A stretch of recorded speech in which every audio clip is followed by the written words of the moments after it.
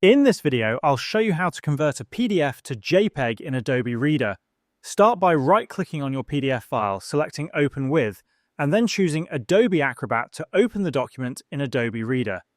To begin the conversion, click on the menu at the top left corner of the screen. A drop-down menu will appear. From here, select Save As. A window will open, allowing you to choose a location to save the file. Next, click on the Save As drop-down menu to select the file format.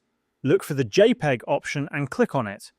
After selecting the JPEG format, click Save. Once the conversion is finished, go to the location where you saved the files. You will see that the document has been saved as separate JPEG images, with each page appearing as an individual file.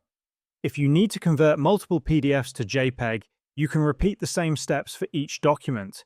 Adobe Reader allows you to convert large PDFs into JPEG files without losing quality, and that's how you can convert a PDF to JPEG in Adobe Reader.